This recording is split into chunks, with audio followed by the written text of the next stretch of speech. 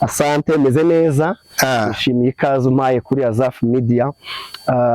Ni channel kabisa y'umuvandimwe wanjye twabaye inshuti, twabaye abavandimwe. Twari twarapanze kuva kera ko twakorana, ariko kubera umwanya wanjye ukabura, nawe umwanya ukamubana muke cyane, dore ko aba mu gihugu cy'amahanga hakurya iyi ngiyi. Najyaga njyayo kumureba tukagipanga, ariko kubera ubushake bw'Imana n'ubundi turabonanye. So ndasuhuza rero abakunzi ba Azaf, abakoze subscribe cyangwa babaye abone, abatarayikora mukore subscribe, like, share na comment kugira ngo twagure umuryango mugari wa bene Azaf. None se wabuzwe ino channel ari yo Yobokamana? Ndabizi, urumva harimo Azaf, urumva nyine Azaf ngo wari umutwe w'abaramyi, niba ntibeshe bahoraga baramya Imana amasaha 28 kuri 28. Urumva rero iyo harimo ikintu cyitwa Azaf,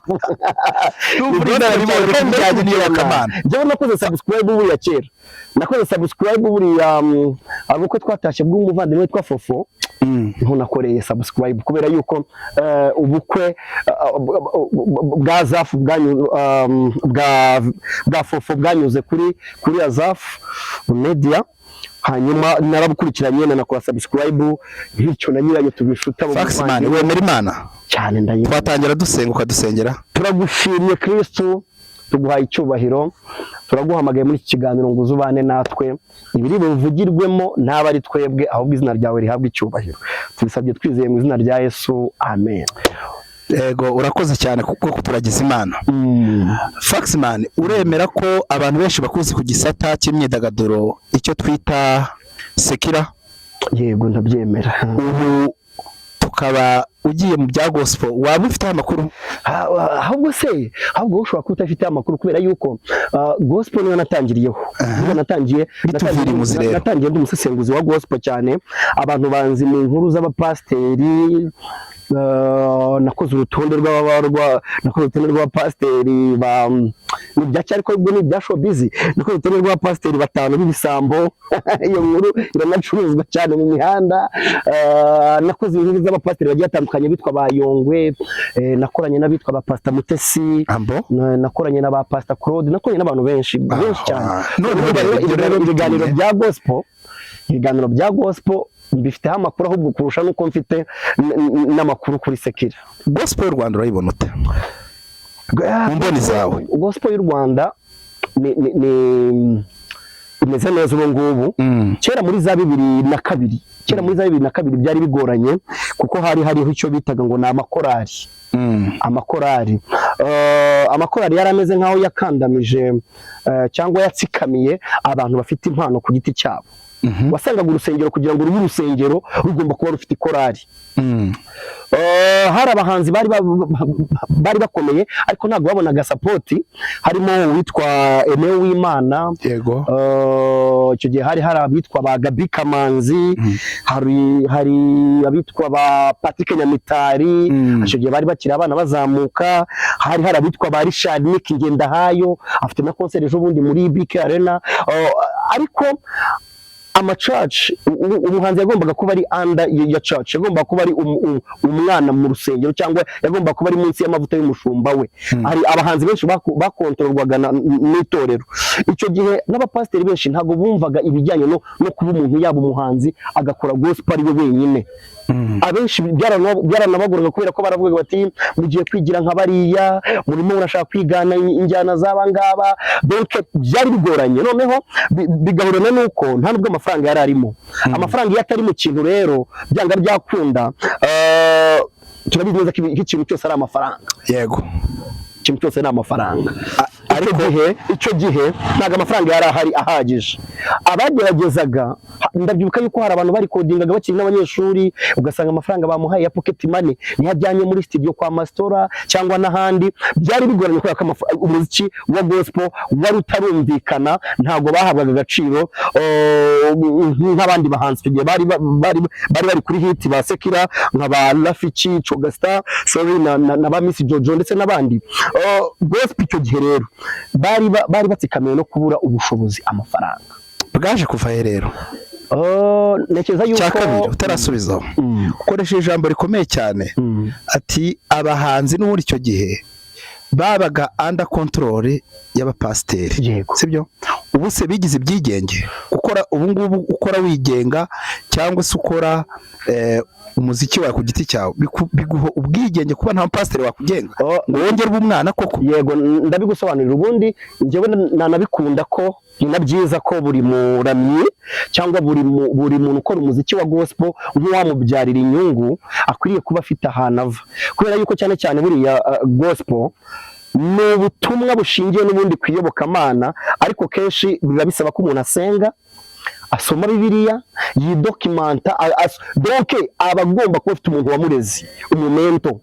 Byari byiza, ariko bo babikoreshaga nk'uburyo bwo kubakandamiza, ugasanga ngo ntago umuhanzi yajya kuririmba wenda nko muri Zion Temple niba avuye wenda muri Calvary cyangwa muri Foursquare, reka tubyite ubu ngubu aya macaci y'ubu ngubu, byasabwa kubanza akandika ibaruwa akamara nk'ibyumweru 2 yarabisabye, bakabanza bakabikonfirima akazajya kuririmba aho hantu.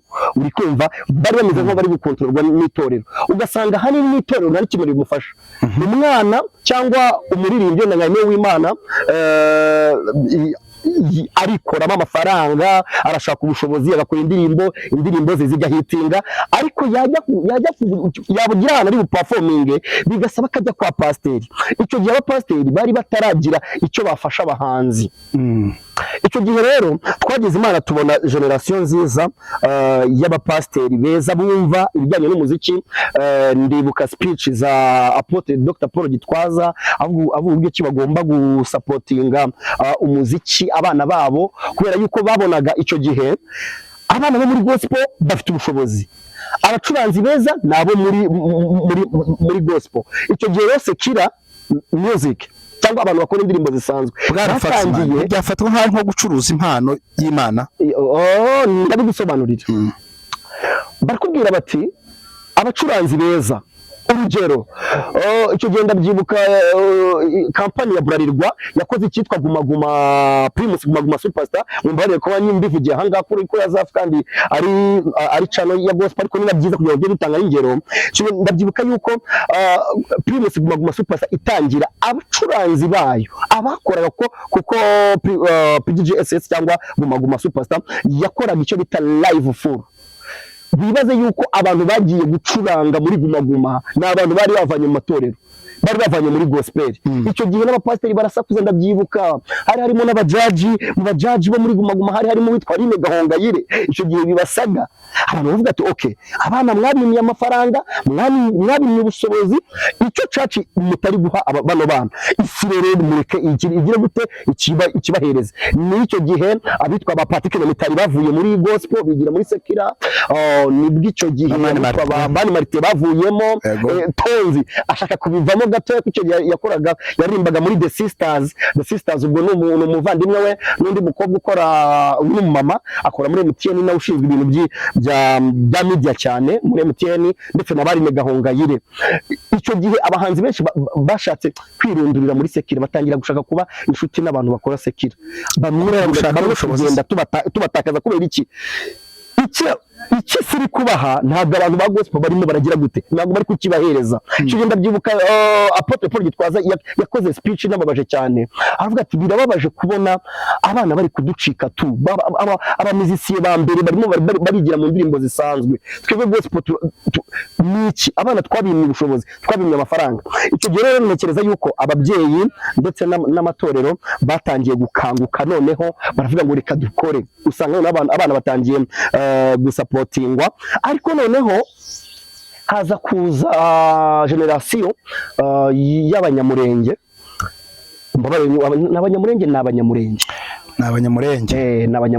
Abanyamurenge baraza bamera nkaho bahinduye, batangiye gushyiramo noneho innovation. Ikintu cya mbere batangiye kujya bakora umuziki bari bucurange mu rusengero, bakabanza bakawurikodinga icyo bitaga diskette. Sinzi niba ubyibuka. Bavuga yuko diskette ya mbere umuntu wayikoze yitwa Mima. Bavuga yuko umuntu wa mbere wakoze diskette yari Mima.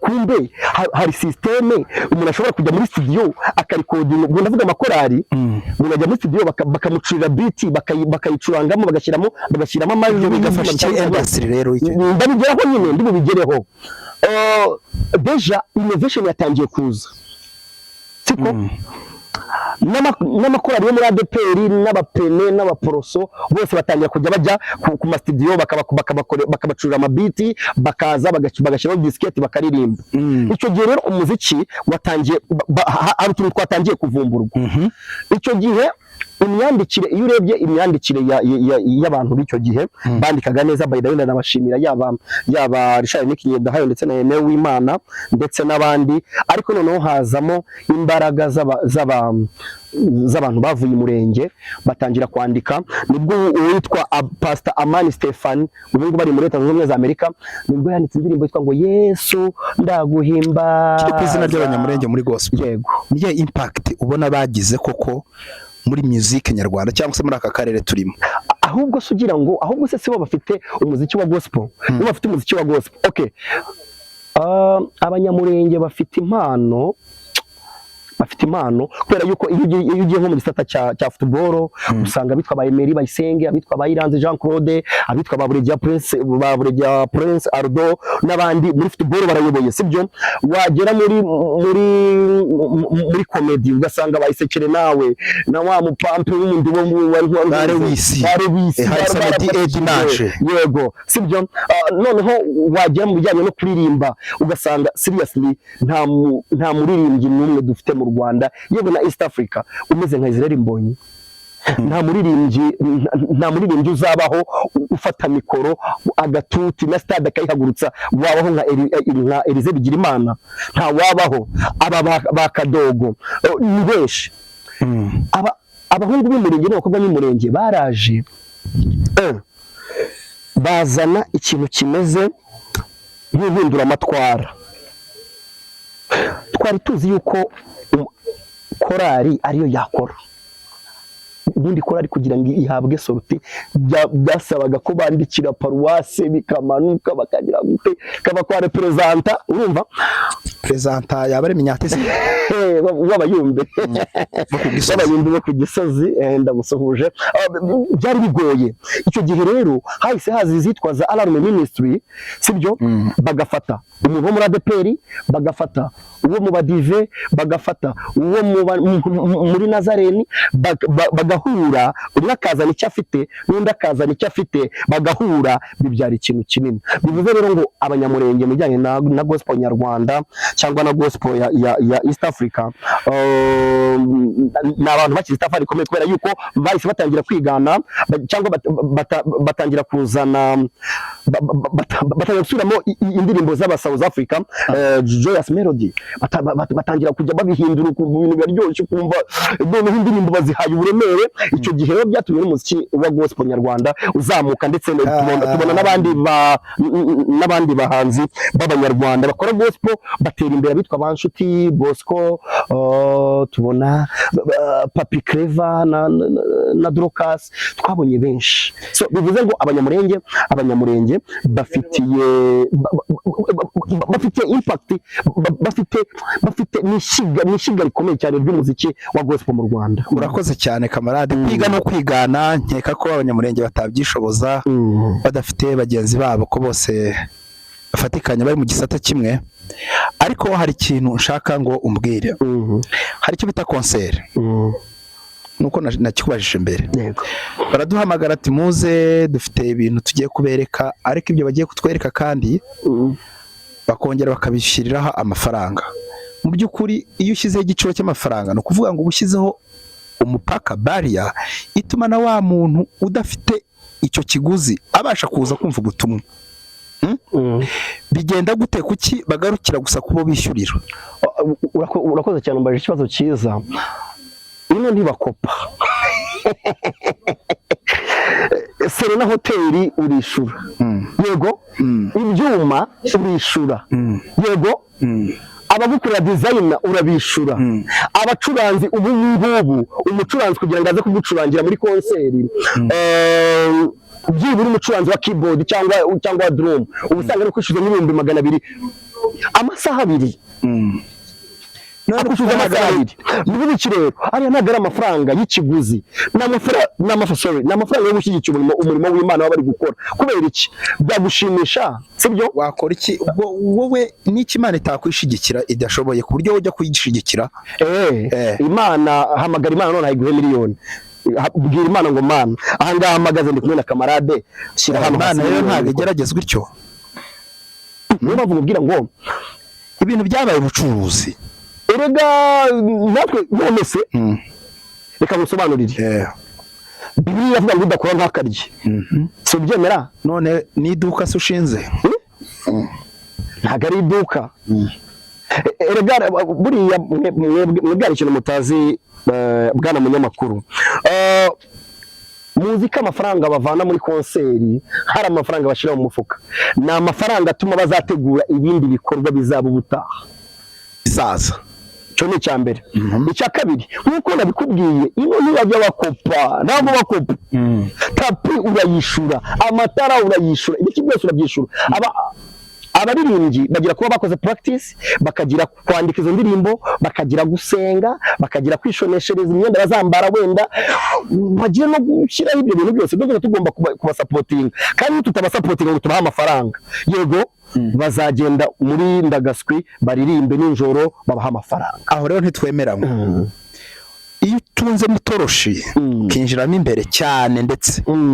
usanga n'ubundi abatwita ko ari abaririmba indirimbo z'iyobokamana nibo batega amamoto yego byarahindutse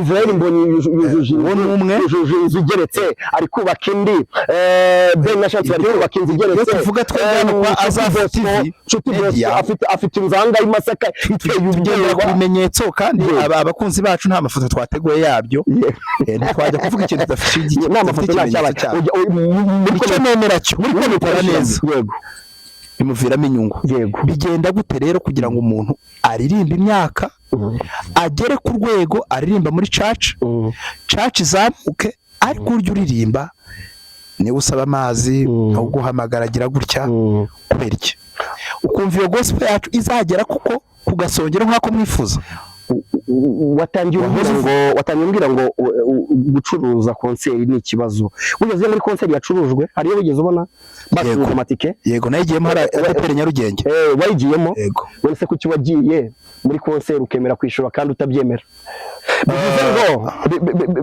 bivuze ngo dore iki ngiki nicyo wari umbwiye nawe byari bikwiriye ko abanyarwanda abakunzi ba gospel mu Rwanda bo ubwabo batangira gushyigikira abana kubera iki urugero nka Healing Worship Ministry bafite konseri itariki 15 z'ukwezi kwa gatandatu ejo bundi ni konseri izabera muri Kigali rwose buri munyarwanda wese azazana agura amatike rwose bari bune bashyire n'uburyo hano hasi muri comment buryo kiwagura amatike ya Healing Worship ese ubundi iyo konseri zabimeze ite yani itubwireho mu ncamake tuyumve ni konseri Healing Worship Ministry aho babereye worship ministry cyangwa babaye ministry kubundi bari worship team bakora ministeri ni konseri ya kabiri bagiye gukora konseri ya mbere yabereye mu Ntare Arena ndabyibuka nari mpari iyi konseri ya kabiri noneho yo gutaramira abanyarwanda gutaramira abakunzi abantu bazabishabo abantu bazabishira abapampe reka nisobanurire neza birababaje kubona abantu urubyiruko bangana gutya bakora umurimo w'Imana bakabura abantu bashyigikira gusa njye bukintu njya nkunda wenda abanyamurenge banatandukaniyeho barashyigikirana papa barashyigikirana pe barashyigikirana ariko natwe noneho n'umuntu utaragura tike naze ni konseri izabirimo Papi Clever na Dorcas ni konseri izabirimo True Promises ni konseri izabirimo Ben na Chance yaje ariko True Promises ari indirimbo igira azayira kankunda buri munsi bivuze iki rero buri munyarwanda wese nutaragura tike yewe niyo waba uri hanze okay hari abantu baba bari hanze hari muri Amerika aho bati nashyigikira gute Healing Worship Ministry jewe rero nohereje 200 reka ngurira abantu byibura 100 bari bwinjire nabwo bateye inkunga cyane nagarongo okay ushobora kuvuga ati mu yanyu ni yihe nkizeho 500 ni mugende mu isoko rya Nyarugenge mushaka abantu 300 bazaza muri konseri mubaha amatike dore n'ingizi zibaguriye nuko dukwiriye gushikirana ukabutera umurimo w'Imana ukagira ku bantu none se kamubaza niba umuntu nka Kadogo Eric Byiringiro yafashe indege hafi y'ibihumbi by'idolari n'umugore we bakaza abitwa ba Sheri baje papa dushyigikire bano bantu kuko baradufasha reka nkwereke nta mudafashwa n'indirimbo za Healing nta mudafashwa n'indirimbo za Israel Mbonyi ejo bundi naherekeje The Ben Kampala yarafite yo konseri tujya ahantu hari abantu banywa bagira gute bari gucuranga indirimbo za Mbonyi mu kabari bakazumva se kandi abaganga bagafashwa bakarira gakuramo agatambara kihanagura radega wiriraga hano bisobanuye ngo umuziki wa gospel ntago aba gospel gusa ukiza n'abandi barushe bafite imitwaro bafite ibitekerezo bitameze neza urabafasha urabaruhura so dushyigikire Healing Worship Ministry hanyuma twese tuzahurire nanjye nzaba mari kandi ikibazo warumbaje rero yego birababaje kubona abaramyi bacu bo mu Rwanda cyokora ubu ngubu nabonye birimo birajya mu buryo umuntu ashobora gutegura konseri agakoramo miliyoni 20 cyangwa 30 cyangwa amafaranga ubundi wasangaga abanya Nigeria cyangwa abanya South Africa cyangwa abantu bo muri Amerika abantu bakora gospel n'abakire bakubwira yuko umuntu ubucuranga nka keyboard umukeyboardist cyangwa umuntu ukubita drum ubusanga afite aba muri etage nini ubusanga afite amaparti ubusanga afite amamodoka n'amamodoka hari ibihugu nko muri Nigeria ubusanga worship leader uyobora praise and worship agenda mu ndege afite indege haburi kimwebwe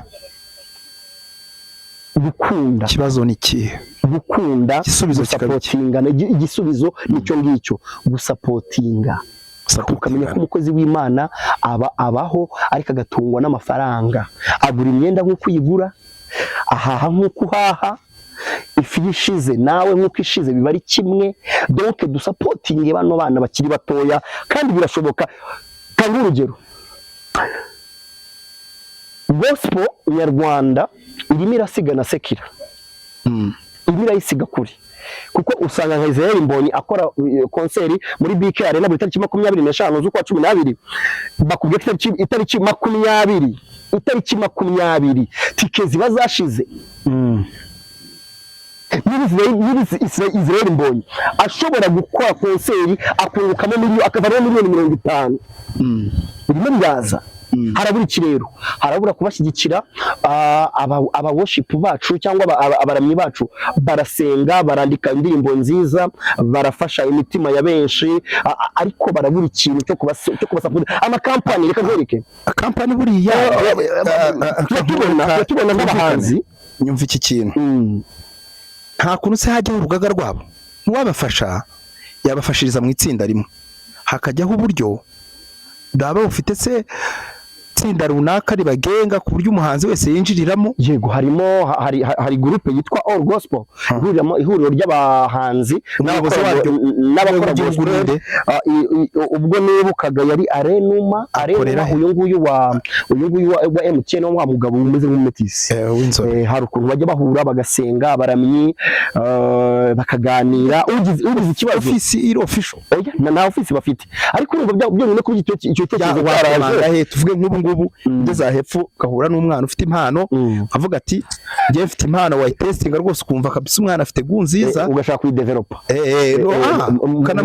mujyane ku nyundo y'umuziki ibyo biratandukanye hari impano hakaba no kwiga impano byanga byakunda impano utavanye no mu ishuri byanga byakunda umuntu ufite impano agomba kuba ari umukristo agomba kuba afite itorero abarizwamo banza uzamukire kwanza aho ngaho muri Code Dimanche uzamuke muri korali y'urubyiruko ugende muri korali y'abantu bakuru utangire wandike utuntu twawe ejo no kuri indirimbo yawe no gusapoting nikagwereke none se dufite abana benshi ubu nabagabo banditse indirimbo kandi ziri gukoreshwa mu macaci abitwa bazikama abitwa bakadogo se banditse indirimbo nyinshi se abitwa ba Elize bigira Imana bivuze iki rero ntago bamenyekanye cyangwa ntago bakoze ibikorwa kubera ko hari huriro bagiyemo no igeragereze naho abantu bagusapotinge icyo ufite bari cyo ukoresha Imana data ikiguheremo umugisha.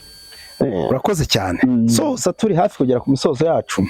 Hari ikintu cyitwa kurinda ubusugire bw'igihangano cy'umuntu kikamubyarira umusaruro. Muri gospel koko iko bikorwa. Byagenda gute kugira ngo mu gihangano cy'umuntu kije kimubyarira umusaruro wenyine? Abandi bagikoresha ariko mu buryo bw'amafaranga.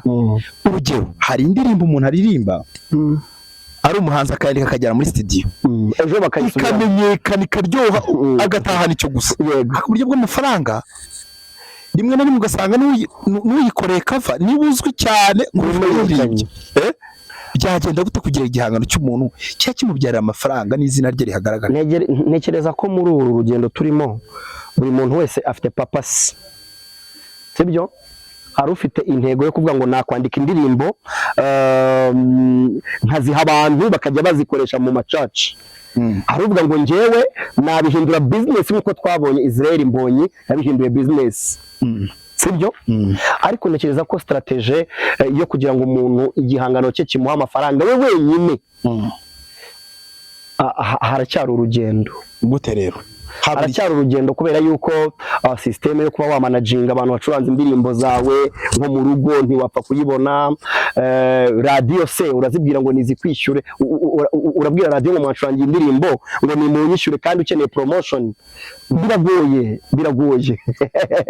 biragoye cyane ariko ndibaza yuko turava mu bwiza tujya mu bundi niba turi kubona abantu nka ba Patient Bizimana bakora konseri bakabona amafaranga bagatunga imiryango niba tubona bitwa ba Adrien Misigaro bafata indege bakaza muri Afrika bakaza gukora ibitaramo bigiye bitandukanye niba tubona umuhanzi nka Aime Frank ashobora kuva muri Amerika akaza Fosco yamwishyuriye tike y'indege hoteli byo kurya ibintu byose dukeneye iki kindi abaramyi bacu ahubwo ndasaba abapasiteri bakomeze babishyiremo imbaraga kugira ngo noneho muri urugendo turimo cyangwa muri urugendo abahanzi barimo bacu bakirigita ifaranga bagwiza tunga apana birababaje kubona umuramyi ari usabiriza birababaje kubona umuramyi ari wambara umuramyi ari hasi byatorera akoreramo rikazamuka rikagera ku rwego rwa nyuma rushoboka n'umwana mu rugo kandi wambwiye hari utugusaba byo Kigali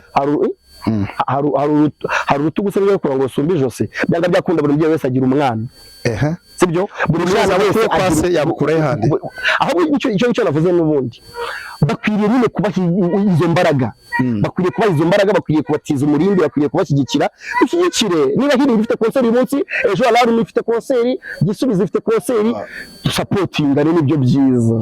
Noneho rero urabona ko tukubonye twari tugukeneye yego kandi izina ryawe rwose rimaze kugera kure. Hari umuvandimwe hano wifuje kugutera yamba kubaza ikibazo kimwe hanyuma nze dusoze.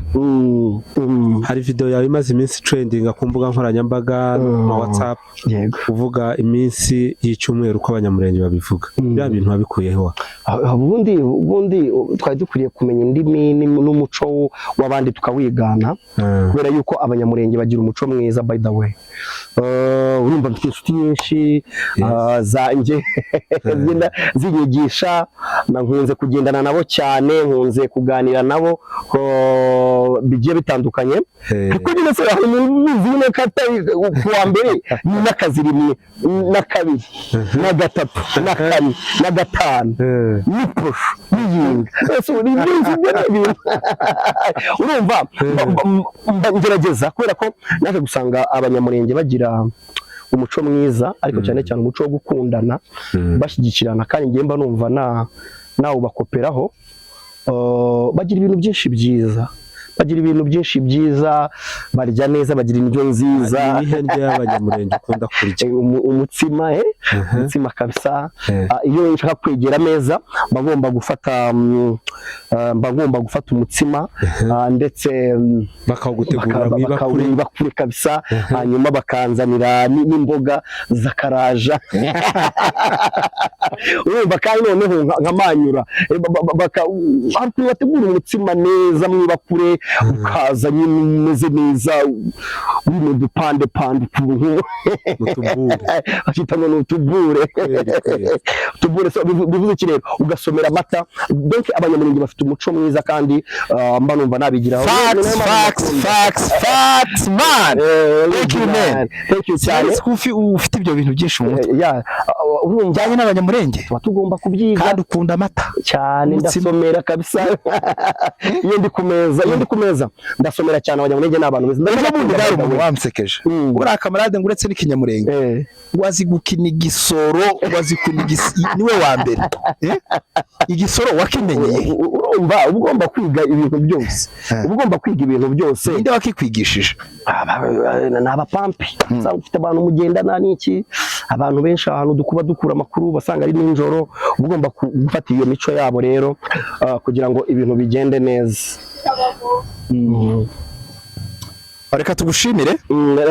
Reka gushimire cyane nawe bwara umunyamakuru. Reka nshimire abakunzi ba Azaf Media, yaba bari muri Uganda, yaba abari muri Kenya, yaba abari mu Rwanda, yaba abari muri Tanzania, muri East Africa, abari muri Amerika, Australia, Autriche, abari mu Bubiligi, abari muri France, abari muri Denmark. Mwese mwakoze subscribe n'abatarayikora, ndabashishikariza nkanjye nk'umu influencer cyangwa umusesenguzi wo muri gisata cy'imyidagaduro, njyewe kamarade, mumbabarire dukore subscribe kuri channel ya Zaf Media kugira ngo twagure umurimo w'Imana ndetse atere imbere. Ejo ni heza. Thank you man. Mwakoze cyane. See you again.